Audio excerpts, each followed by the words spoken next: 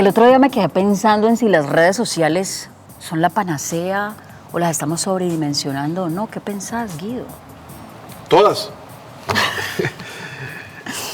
Nosotros estamos recargando mucho esfuerzo nuestro, periodístico, financiero, músculo tecnológico en responder al reto de las redes sociales. Hacerlo de la mejor manera, la manera más responsable, combatir un poco, no combatir, no, ofrecer nuestra propuesta para que el usuario madure un poco y comience a escoger entre lo que es basura y lo que es, por lo menos lo que está pensado en sus intereses, y estamos trabajando en ello. Pero hay basura. Y es más el problema, digamos, del productor, de los contenidos fáciles. Yo creo que, digamos, todo lo que está girando alrededor de lo digital está madurando apenas. Estamos chiquitos, estamos muy niños y estamos jugando con eso, la sociedad mundial. Entonces, yo creo que llegaremos a momentos en que las audiencias escogerán lo mejor. Y para eso pues, faltarán tal vez décadas en donde los medios, no los tradicionales, sino los que hagan buenos contenidos responsables, contenidos, sean los que sean seleccionados por las audiencias y se concentren allí. No estoy diciendo que vamos en contra de las pequeñas iniciativas, de los emprendimientos periodísticos o los emprendimientos, digamos, de construcción de documental, de cosas que circulan por las redes que a veces son muy interesantes, la mayoría, pero sí debe haber una cualificación tanto del productor del contenido como de la audiencia misma, que aprenda a seleccionar lo que verdaderamente le aporta. Yo en cuanto a eso, perdón, Sí, soy un poco claro, escéptico. Soy un poco escéptico porque sí creo que va... Es decir, en los medios tradicionales igual ha pasado con la televisión amarillista, con la prensa amarillista.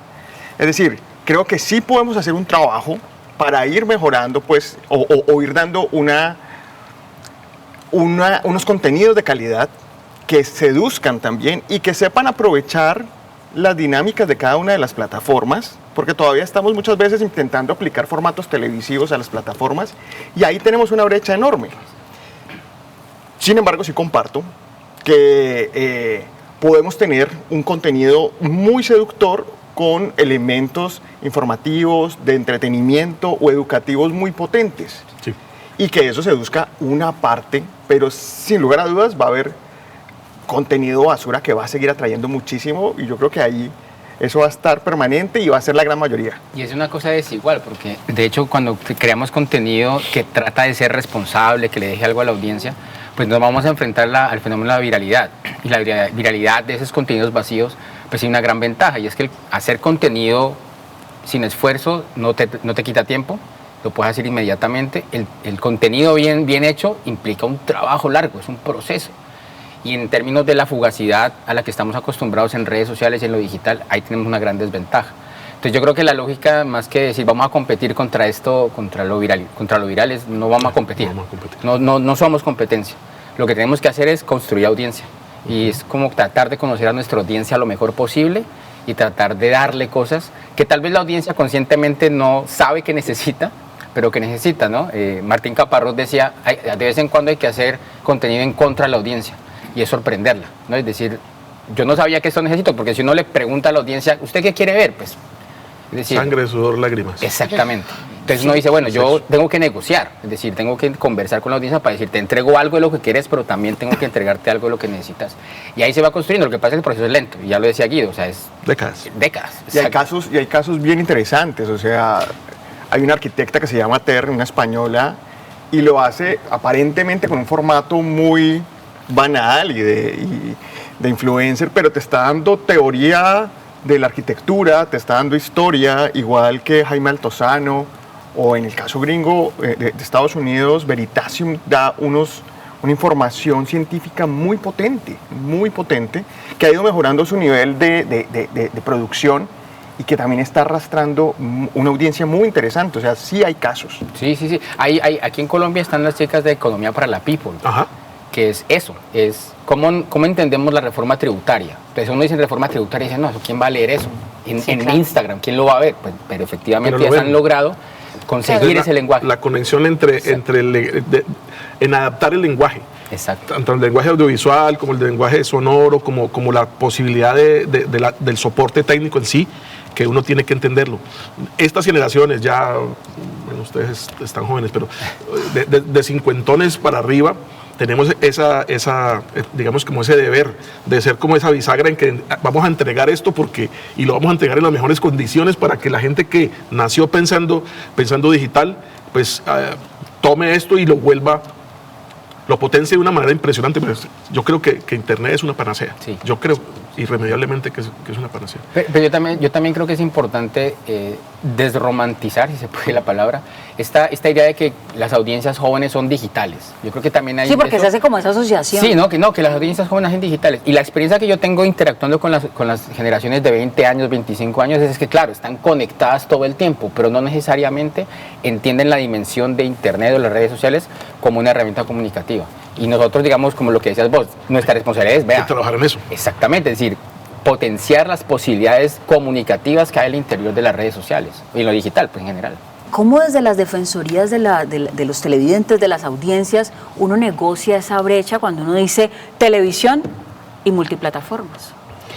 Lo que pasa es que yo no sé si hay una negociación o también como una necesidad de entender que ni todas las generaciones son las mismas porque dependen de los estratos, por ejemplo, de lo cultural, de lo social, de lo económico, y no todo está dicho también pues como a la hora de hablar de lo que es multiplataforma y lo que es televisión.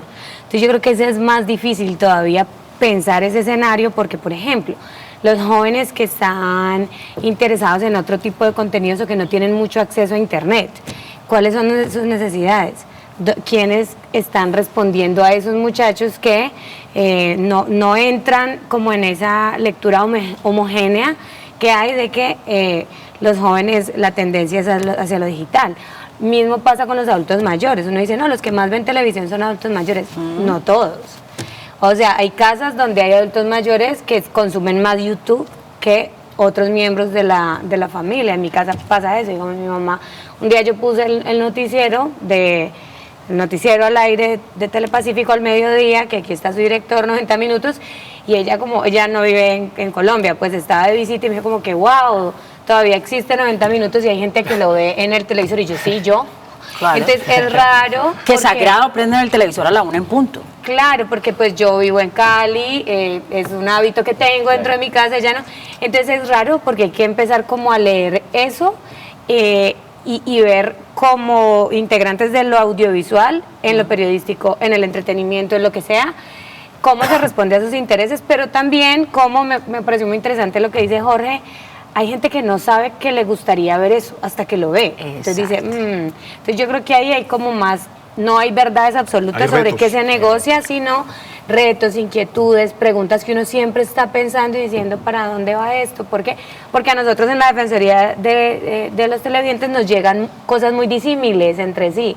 Entonces está desde la persona que dice, a mí me parece que ahí hay discriminación en ese contenido, porque hay un personaje que está siendo caricaturizado, y uno dice, ¿dónde? O sea, ¿por qué?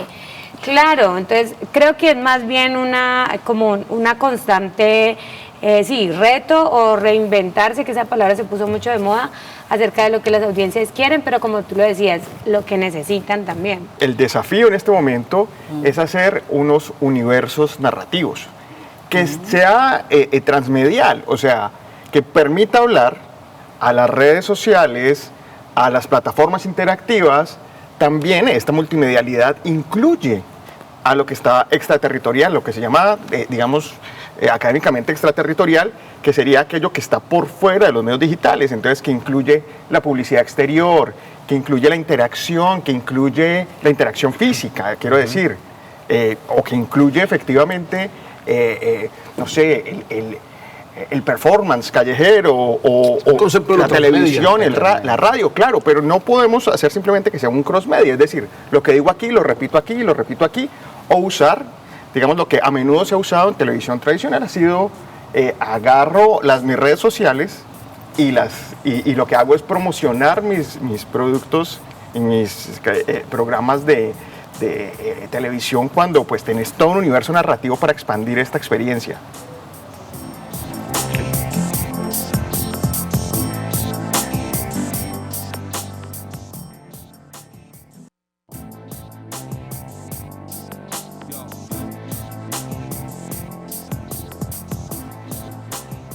Guido, ¿qué pensás de eso que está mencionando Rodrigo, de esa línea narrativa que se va llevando a cabo? Que es el camino que hay que seguir, que es el camino que uno ve allá, esa es la luz allá, y que mientras aprendemos, mire, yo dirijo un sistema informativo que se llama 90 Minutos, que incluye unas redes sociales poderositas, una web muy fuerte, un noticiero de televisión, digamos, de 34 años de experiencia, bla, bla, bla. Y digamos que tenemos que jugar con entender a las audiencias nuevas, o sea, a las audiencias que corren por la plataforma digital y tal, pero tenemos que seguir atendiendo a esta audiencia que, digamos, creemos que la tenemos muy bien definida para el caso nuestro, son personas de estrato medio bajo, o sea, tenemos muy bien definida. Pero para las nuevas audiencias o para las audiencias que corren por allí, tenemos que entender, ¿sí? No es el mismo discurso, no es el mismo lenguaje, que no es lo mismo. Entonces, no es la misma tecnología, el periodista no es el mismo. Yo tengo un periodista de 61 años y tengo un periodista de 21, ¿sí? Y cómo hemos estado como aprendiendo a que esto que es transmedia y que nos posibilita muchas más cosas ahora, desde lo narrativo, desde lo temático y desde la influencia social, pues cómo hacer para que nosotros lo aprendamos y que tengamos la suficiente gente como para desarrollar esa expansión de contenidos, ¿sí? Primero, hasta ahora hemos hecho algo que lo que ha hecho, que es pedacear un poco lo que tenemos y usar las plataformas para expandir, más que expandir, para contarlo más, para que llegue a más audiencias. ¿Tener más divulgación? Pero comenzar a producir para determinada una red, audiencia en particular. Para determinada red. Expandir es coger ese tema y tratarlo con los lenguajes en la plataforma y en la audiencia, para la audiencia indicada. Entonces, eso es un reto muy grande, pero implica, cosa que por ahora no tenemos los medios digitales que nacen de un medio tradicional, no tenemos esa potencia en nómina, esa potencia en recursos digitales y en recursos económicos como para llegar a hacer todo eso. La idea es esa, y ese es el camino, Sí, y claro. para allá tenemos que ir. Y de hecho quienes estamos en lo digital, digamos nativos digitales, pero también tenemos pocos recursos y demás, estamos en la misma búsqueda, o sea, eso no es distinto, sabemos que ese es el camino, sabemos que hay una diversidad de lenguajes, sabemos que nos enfrentamos a un universo de contenido que muchas veces opaca lo que uno hace, ¿no? y sabemos más o menos cómo determinar nuestra audiencia, pero ahí está el camino, ¿con quién lo hago? ¿Sí? ¿Cómo construyo yo un equipo de gente que tenga el conocimiento y por lo menos la disposición? Porque es que hay otra cosa que también es importante y es el conocimiento. ¿Quién sabe digital? Pues Claro. Pues sobre- todos y ninguno. todos en ninguno, exacto. ¿Por qué? Pues porque eso está cambiando todo el tiempo. Entonces vos te acostumbras a que una plataforma te ofrezca cierta forma en la que vos construís tu contenido y se lo ofreces a tu audiencia, pero resulta que la siguiente semana te cambian las reglas. Esos cambios que una vez le da risa, no, el algoritmo dice otra cosa, eso impacta. Eso impacta.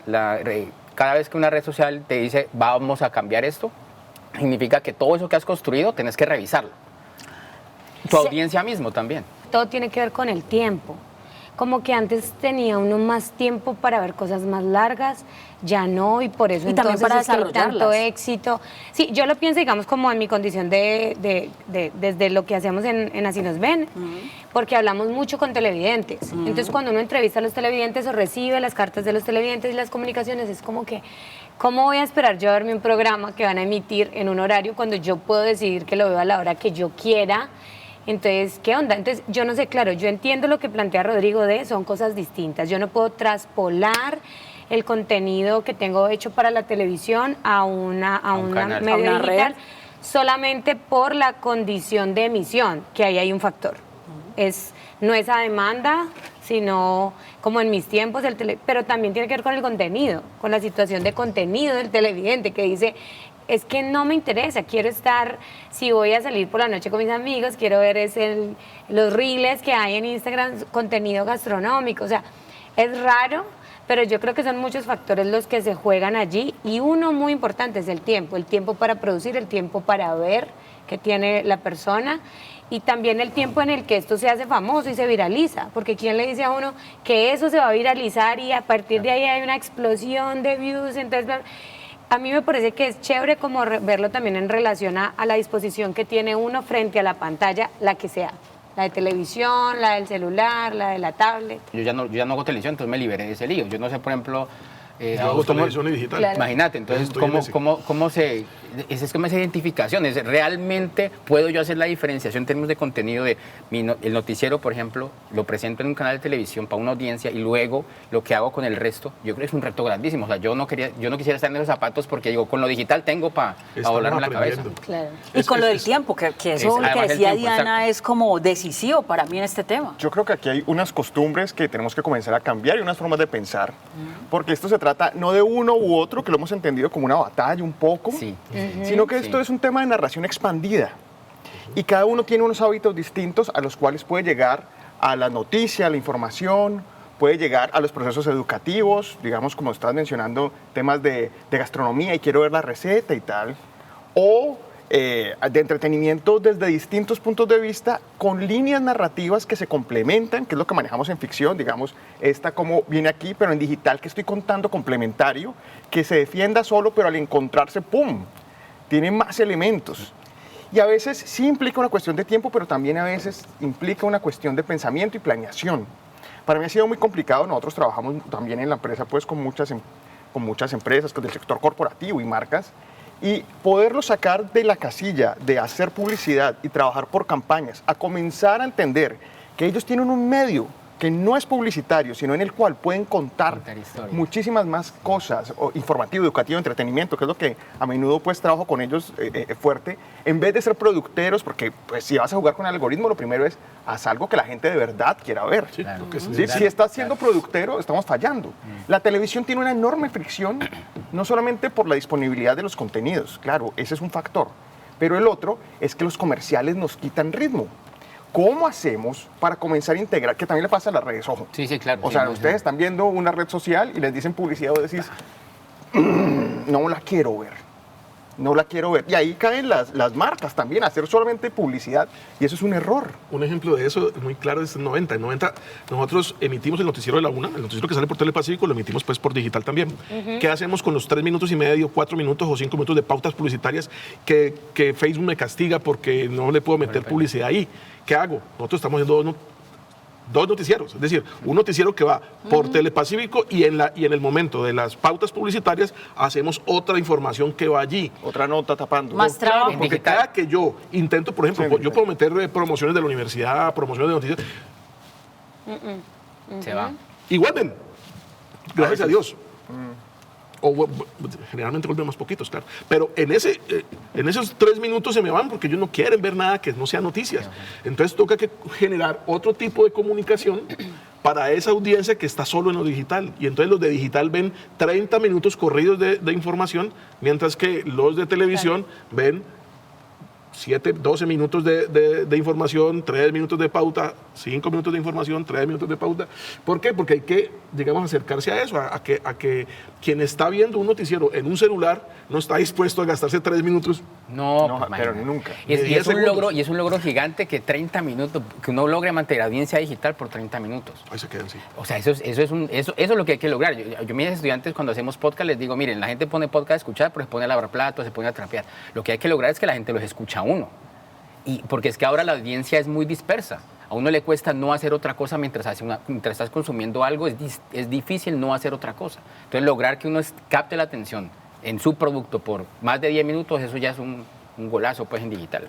Y porque siempre ese tema de marketing o comercial va a estar presente, sea en la televisión, o sea, en el método recursos. tradicional, como en las redes o en las multiplataformas, porque se necesitan esos recursos Claro. y van a Se estar allí, financia. punto. O sea, esa financiación tiene que estar, eso no se puede Sí, pero negar hay ni formas- quitar, ¿no? Hay formas de estar. Hay formas de estar y lo han mostrado, digamos, es una delicia, por ejemplo, ver Despegar, la red de Despegar. Los tiquetes más baratos no es rico de ver porque es producterísimo, mientras que en el de Despegar te están hablando de crónicas de Experiencias. viajes, de experiencias. Entonces, ¿cómo estás asumiendo el producto o cómo lo puedes meter dentro de la narrativa Claro. sin que genere fricción? ¿Sí? Porque a nadie le gusta ver comerciales, es que esa tendencia es una locura. Y creo que podemos hacer unas narraciones mucho más creativas, que comiencen a hablar entre los medios, que puedan ser más planificadas y que nos permitan esa experiencia expandida. Lo digital, de alguna manera, está reivindicando géneros y formatos anteriores. Correcto. Estoy volviendo a la historia, estoy volviendo a la crónica, estoy volviendo a las pequeñas experiencias la gente quiere eso. que no estaban ya en los medios de comunicación por efectos de espacio y tal. ¿Cómo va a dedicarle a un periodista que se haga 3 días una nota de una crónica enorme? No, las crónicas ahora son cortas, son pequeñas Tiene sus historias, nichos. pero pequeñas historias que atraen y que llevan, digamos, audiencias y que las mantienen.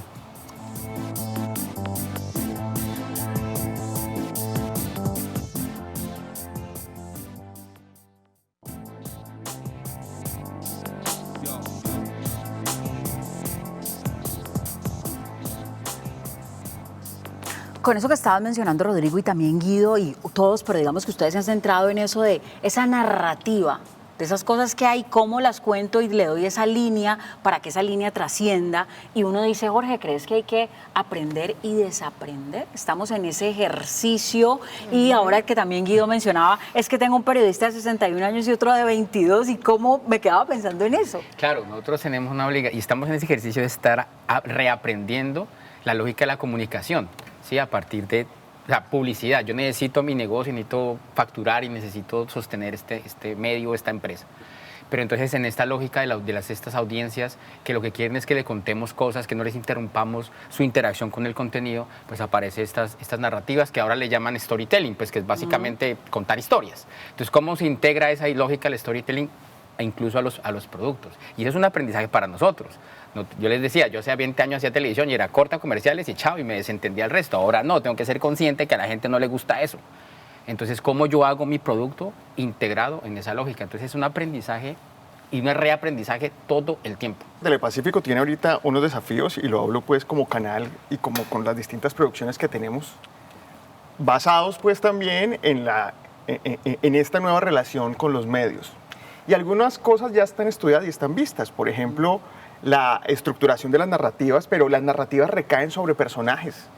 Tenemos que tener personajes que generen una identidad y que nos permiten un recorrido y esta navegación en las distintas plataformas. Consolidar personajes y apostar las narrativas de largo aliento. Y eso, por ejemplo, ha sido exitosísimo. Disney, con todo su universo Marvel, que ha comprado porque ha visto lo buen negocio que es, con Star Wars, pero con sus personajes tradicionales. O sea, Mickey Mouse ha sido un enlazador no solamente de experiencias narrativas en películas, sino también en parques de diversiones, en álbumes de laminitas, en libros, historia, mejor dicho. En lámparas. Y definitivamente no solamente Disney no sería quizá tan fuerte sin personajes tan sólidos, sino que la misma cultura norteamericana no sería tan fuerte.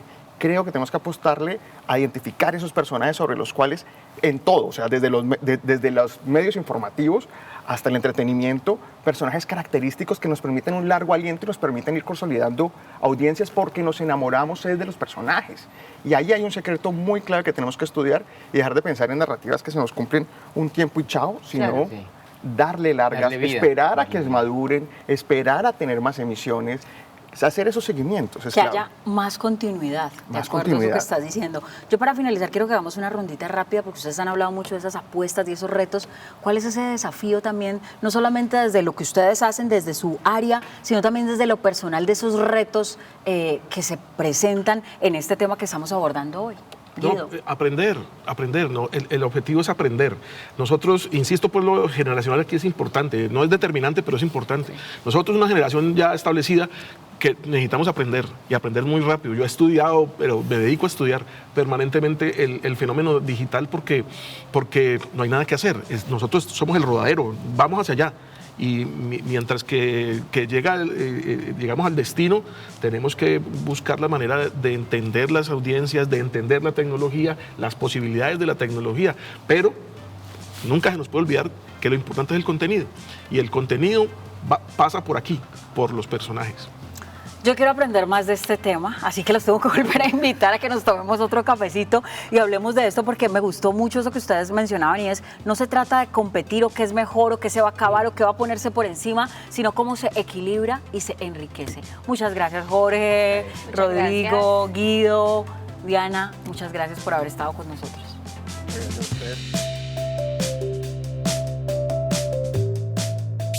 Este contenido es financiado con recursos del Fondo Único de TIC.